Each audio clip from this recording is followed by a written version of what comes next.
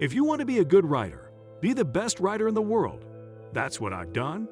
I used to take my short stories to girls' homes and read them to them. Can you imagine the reaction reading a short story to a girl instead of pawing her? I don't see myself as a philosopher.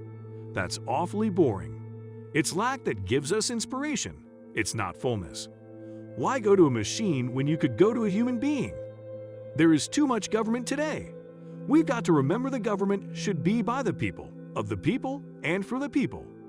We're all dreamers. Facts are not interesting to me. Look at the Chandra Levy case. It's become a star chamber. The major networks, the cable networks, they're being prosecutors. They're judges and jurors and executioners. Well, come on, that's ridiculous, but they're doing it. If I found out that Norman Mailer liked me, I'd have killed myself. I never ask anyone else's opinion. They don't count. I don't do research. I never have. I don't need to be vindicated, and I don't want attention.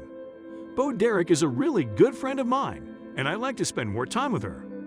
I believe in libraries because most students don't have any money. I couldn't go to college, so I went to the library 3 days a week for 10 years. I don't go around thinking I'm Ray Bradbury all the time. I got started as an actor when I was 12. If you are going to describe the history of animation, you look at the early Disney work, then Bugs Bunny, Roadrunner, and other Warner Brothers theatrical productions. But when you got to Rocky and Bullwinkle, you'd see they were unique. They assumed you had a brain in your head. I'm not a futurist. My favorite writers have been those who've said things well. Millions of students now, in all the schools of America, are reading science fiction and especially, thank God, the Martian Chronicles. First grade is very cheap. It's the later grades where you have to spend a lot of money if you don't do it right. It's easy to make a buck. It's a lot tougher to make a difference. You're educated. Your certification is in your degree. You may think of it as the ticket to the good life. Let me ask you to think of an alternative. Think of it as your ticket to change the world. The greatest generation was formed first by the Great Depression. They shared everything: meals, jobs, clothing. After 50 years of smoking unfiltered cigarettes, my father died, too young, of a massive heart attack. He was 69. It's almost certain that all those years of nicotine inhalation were a major contributor to his clogged arteries. It's all storytelling, you know. That's what journalism is all about. Heroes are people who rise to the occasion and slip quietly away. In your pursuit of your passions, always be young. In your relationship with others, always be grown up. Set a standard and stay faithful to it. Most patients enter a doctor's office or hospital as if it were a Mayan temple, representing an ancient and mysterious culture with no language in common with the visitor. Your grandparents came of age in the Great Depression, when everyday life was about deprivation and sacrifice. When the economic conditions of the time were so grave and so unrelenting, it would have been easy enough for the American dream to fade away. If fishing is a religion, fly fishing is high church. It is, I believe, the greatest generation any society has ever produced. I was a young man working in Omaha, Nebraska, in the mid-1960s when I received a call and I was summoned to Atlanta to work at WSB. It was, for me, the beginning of a real education about the South. Here is a secret that no one has told you. Real life is junior high. The doctor didn't want me to play golf anymore and was worried about me fly fishing. Golf is something I enjoy, but fly fishing is a different thing. That's religion. Hunting is religion for me. I didn't want to give those up. We can never completely fulfill the promise of this treasured republic if we are blinded by color.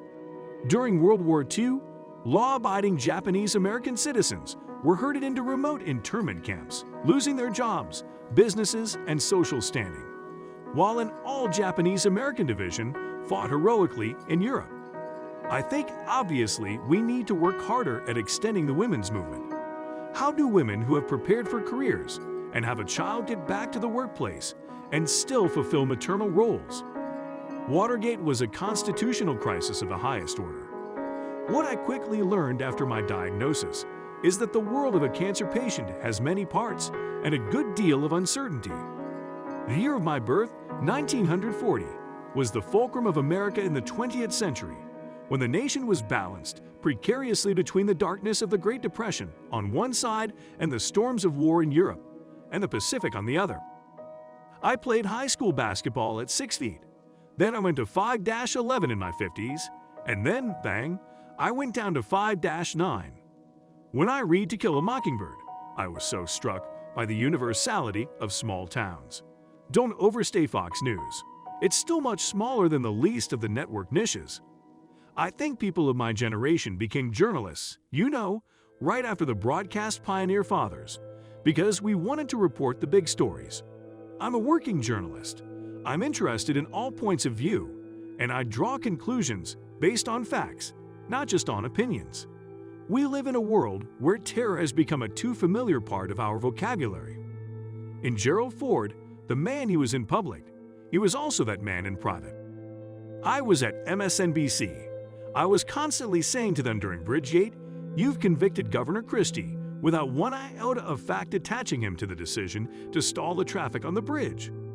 Why don't we wait until the federal government or the state government completes its investigation? I'm a guy who's had great good fortune in his life, and everything has kind of gone in my direction. There is certainly greatness in the 60s generation.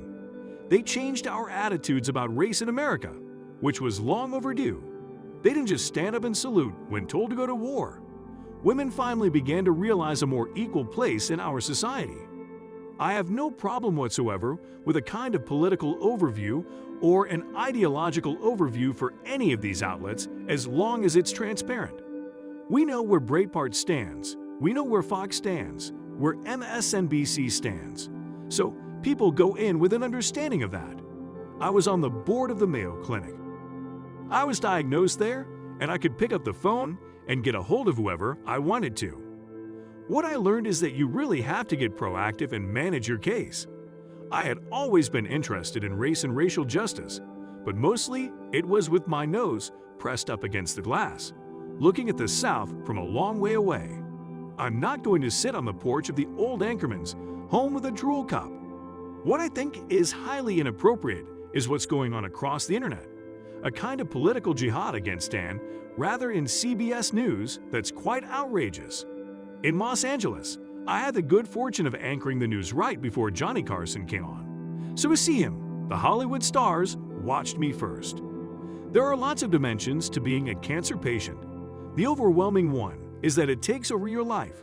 What we have to do is put this in a coherent form for them at the end of the day, and on the big events, give them the kind of context that they deserve. We don't play the celebrity business in our family.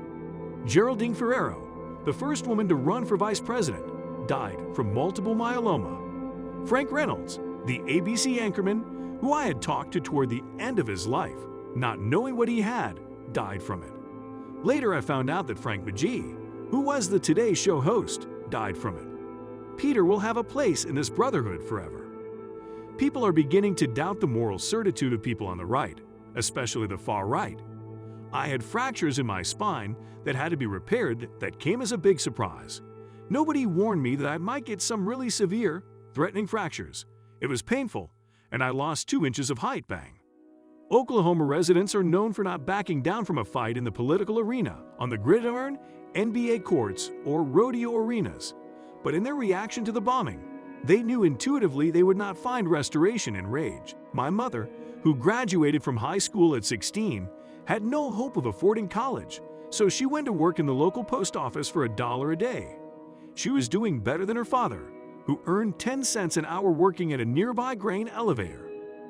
In 1989, a lone and still anonymous Chinese student stood unarmed in front of a Chinese tank and gave the world an enduring image of the determination of China's young to change their nation.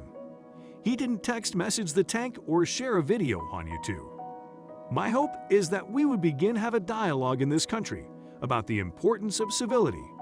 We can have strong differences, but it does seem to me that most of the country believes it's gone to critical mass in what I would call the professional class across the political spectrum, left and right.